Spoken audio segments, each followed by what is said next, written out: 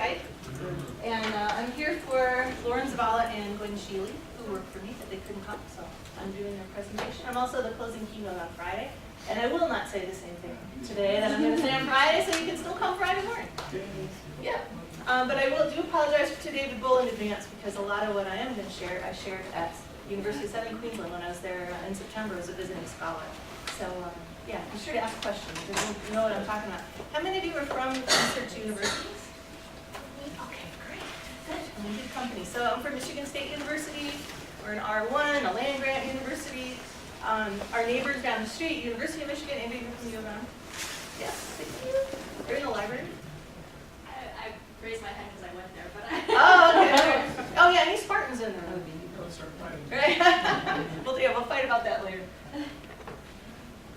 I've been at MSU for 13 years. Prior to being at Michigan State, I was at Rochester Institute of Technology, where I helped create their online learning program back in the days when we had to rent modems and send boxes of videotapes to people. And so things have come such a long way in some ways, and they've gone nowhere in other ways, but that's a whole other story. I think there's a lot of talk about serving adult learners and direct assessment institutions and all kinds of new models for the big mass of people that need additional degrees, training, etc. MSU is a very traditional university, like some of you in the room. We serve a lot of traditional on-campus, 18-year-olds. We have, I think I have a statistic in here. There we go, land grant. We have 49,000 students. Most of those, over 80%, close to 90%, are traditional age students, 18-year-old, teenagers, living on campus for at least their first 2 years in residence hall. So we're a single campus. We're a giant city. All right, that's what we are. We have 10,000 graduate students, mostly funded by scholarships and funded research. And then we have 5,000 faculty. Actually, there's 10,000 faculty and staff, 5,000 faculty. The majority of those are tenured faculty. We're a little beyond. We don't have as many funded endowed chairs as some of our research peers, but we have a capital campaign starting up. And rather than, I'm curious by a raise of hands, rather than change our model of instruction and kind of redo ourselves to be more lightweight, competency-based, adult serving, with prior learning assessment and all that, we're entrenching our model even further. And we're going to try to catch up to our peers in the number of student scholarships we have, which is always a good thing. And we have a target of something like 200 endowed faculty positions. So rather than having to change our faculty or change our model or become immune to market forces by funding our structure and our way of doing things through gifts and our capital campaign. So there's room for all kinds of models in this system. Anybody else doing that, preserving their model by funding it themselves? No? Well, it'll be coming to maybe. What school are you at? University of Oklahoma. Well, I think there's other land-grant universities are, we do what our peers do. So it's kind of a herd that's doing this. It'd be interesting to see if that does create immunity to our model in the context of all these other big changes. But I'm not here to talk about that. I'm talking about here, what do we do with open resources? We at MSUglobal, this is my unit, I'm the director. We've been around for 13 years. And we focus on, we're like an innovation group. We originally started helping faculty create online programs. There was already a big head start before we even existed, but we really accelerated the university's investment in online degree programs, mostly graduate professional programs like food safety, nursing, teacher education, things like that, criminal justice. We have about 30 programs now. And we've also expanded our focus to do more strategic investments in non-credit, which is revenue generating for academic units. We don't have a college of continuing education. The way our colleges support graduate student scholarships and faculty actually is through generating revenue through off-campus online enrollment. That would include our own students who are taking a summer class someplace else. And then students that are taking, or non-credit students that are generating revenue directly to the department. 98% of the academic units keep.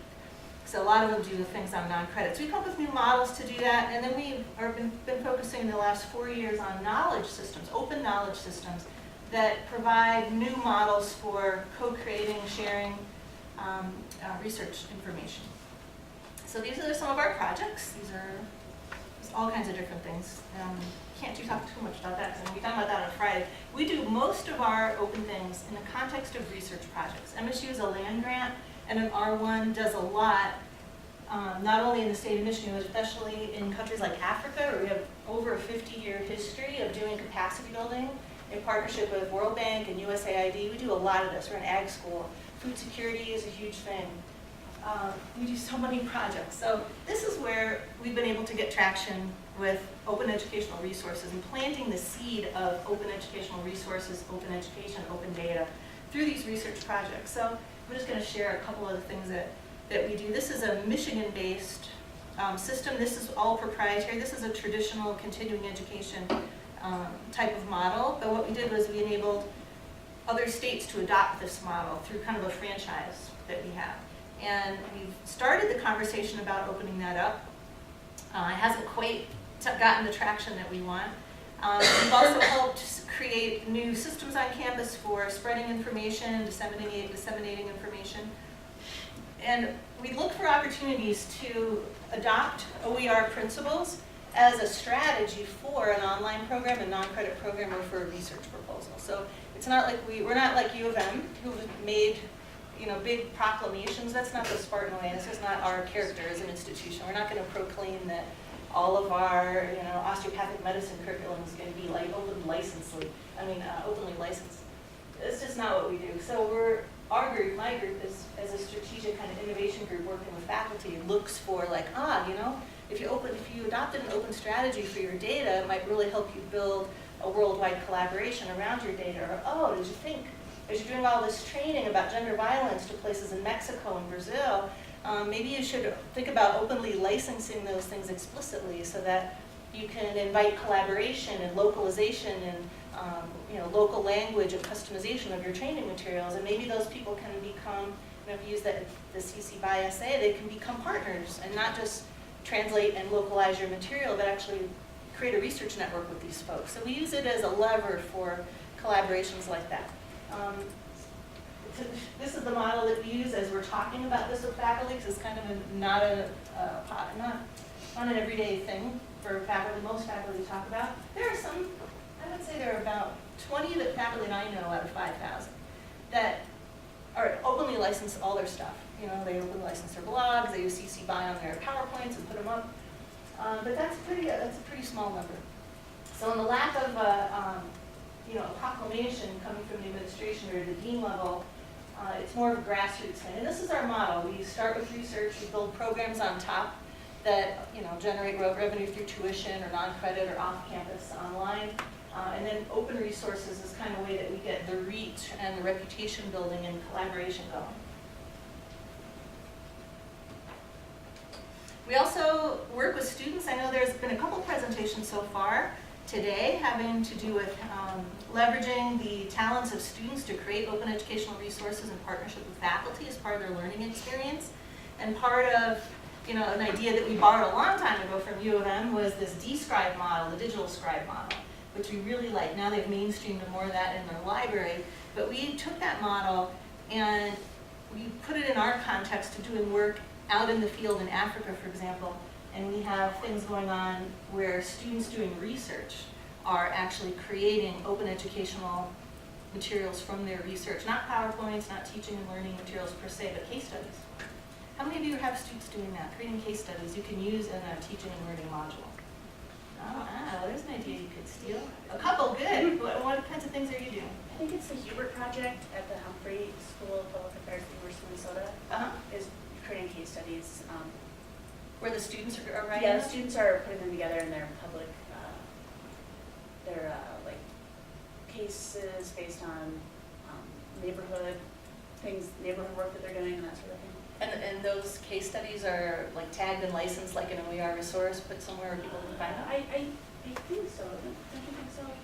I think Thing that we it's, yeah. Okay, good. Yay! I'm going to remember that. The Hubert Project. Okay, Yeah. I'm going to We look can that up. connect you. Anyone else doing something like that? Something similar? Okay, so this is something you might want to think about. This is a lot of you raised your hands that you're at a research university. Don't just think of OER as teaching and learning, whole course materials. Think of it as, like for example, we have in Africa and in our own country, one of the big gaps is having an endless supply of up-to-date science-based local examples of things like and the health of cows, for example, and the direct quality of milk, right? It's all about the practices. So students take videos of the practices as part of their research projects when they're taking measurements of milk quality and they're doing all these other kinds of things as their research. They're in the field, so we equip them to tell the stories in a way that's not a Harvard case study, but is an illustrated example that faculty who know that this collection exists can go to and pull from to illustrate what they have a lot of theory about but might not have local contextualized examples. So that is part of a project that has been funded by the Gates Foundation called AgShare. So that's this model right here. It takes the OER methodologies that we're all familiar with and learning more about and growing, and it applies it to the research side of the institution. And that's one way, that's one link to do it. Is anyone else doing anything kind of like that, starting with student research? In the scholarship of teaching the students creating multimedia CC BY resources for maths and particularly science, and it's a I guess a small component of our research, but it is around research into the best way to teach science, and so I guess there's a little link there. But they're quite highly visible because they're multimedia. They're very accessible and they're certainly discoverable as we resources. It's just a little. There's quite a bit of media that we do. We do shared media in our place in. You're at Wonga, right? Yeah, the arts area, but I'm just less aware of the science, say, eSIM or cases. I think it's to do with maybe to do with my awareness less than what's happening. So that's the challenge, I think, actually is tapping that. Yeah. So it's something you start listening more for, the Uber project, yours, there may be others that you're aware of.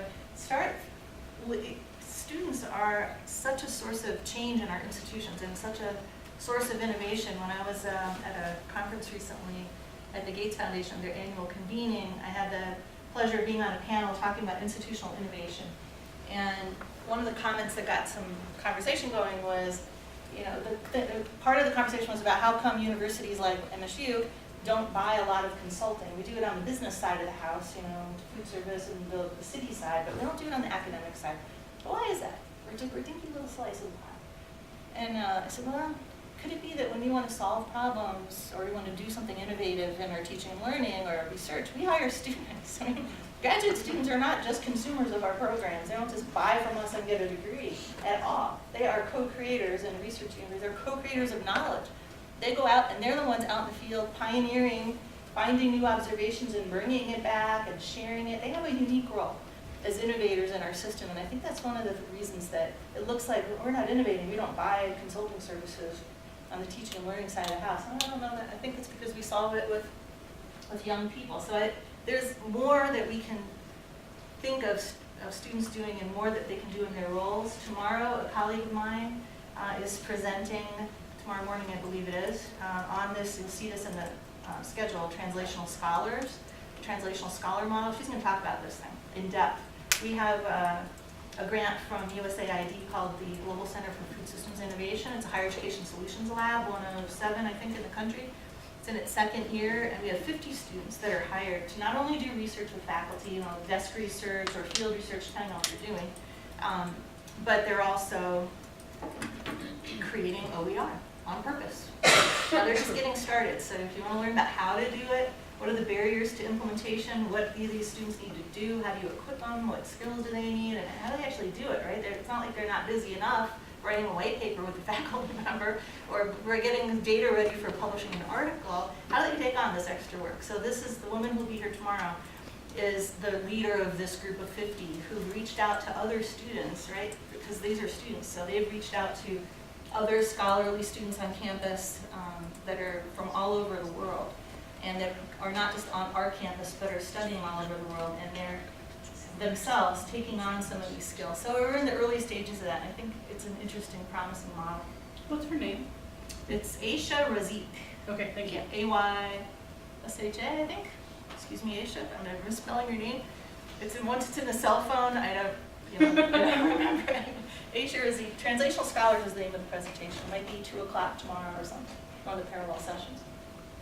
So that's another way that we're getting this notion of openness into our culture is through our own students. This Food Safety Knowledge Network is, this was kind of one of the biggest things that we got to happen on our campus. So we started this with Hewlett funding and USAID funding 6 years ago, maybe. And if you go to FSKN training, you can see an older version of the site, or foodsafetyknowledgenetwork.org, I think it is. You'll see the different versions.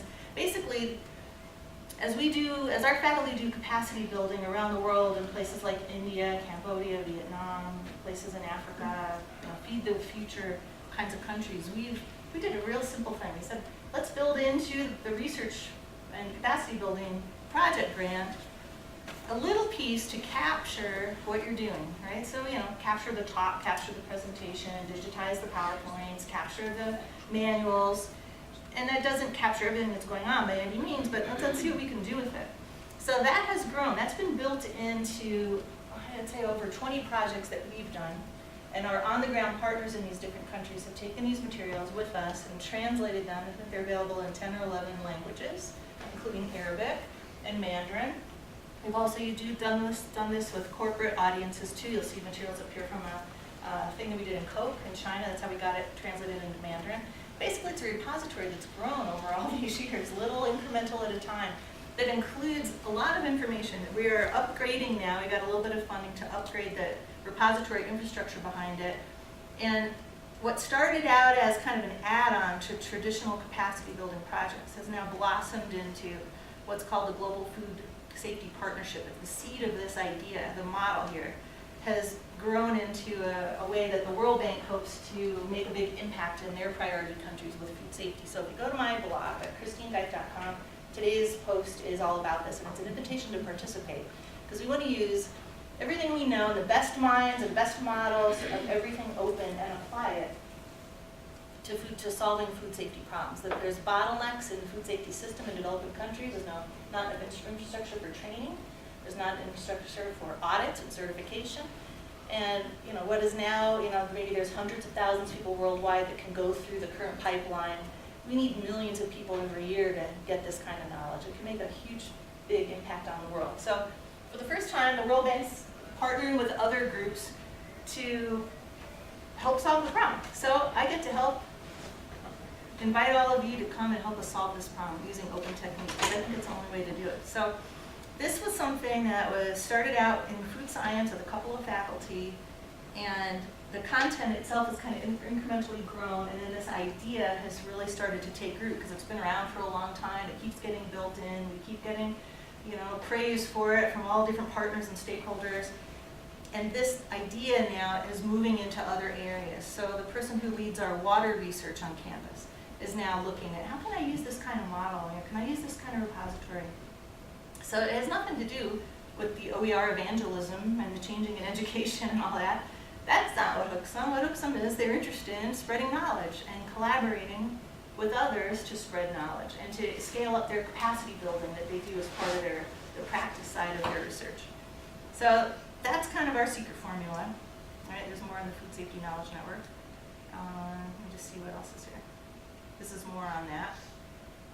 And these are the companies and the funders for the Food Safety Knowledge Network. That's why it's gotten internally, right? A research university is driven by the quality of its external partners and stakeholders and the amount of money that you get and earn by winning in competitions. And these kinds, in our context, these sorts of names carry a lot of weight reputationally among faculty. And that's what's helped these ideas take root and be used in different kinds of contexts. We've been doing this for, 6, 7 years since we got it started. And now when we talk about it, it's not such a new idea. It's just implementing is a whole other story. But you don't have to get over you don't as often have to have the conversations about, why would I give it away? That's starting to go away. Thank gosh. So anyway, this is more on the food safety logic. I don't want to talk any more about this. I want to hear more about you guys, and we have 5 minutes left? 10 minutes? 7 minutes. 7 minutes, okay. So let me stop this. This is online if you want to see this particular presentation from USQ. There's other things in there. But I just wanted to give you a flavor for how some of our projects have been used with faculty in the research environment, sort of the research angle to OER. Questions or ideas? I'd love to hear what you're doing. I was just curious how this has worked out within your you have cooperative extension as part of your mission, your land grant, right? Yeah, in Michigan is the Right, mission. so, has this model been adopted readily by your cooperative extension agents, or are they taking on these resources? Talk about a missed opportunity, right? That's a great question. Well, you could look at extension as the first open education model, right? Right. That's really what it was. Like, we were founded on that, right? Great innovation over 100 years ago. And what we sort of, we confuse the means with the ends all the time. And that's a great example of the means of extension through humans and sites distributed around the state and every county. It's not financially sustainable, but that's how we work. It's a culture that's built up.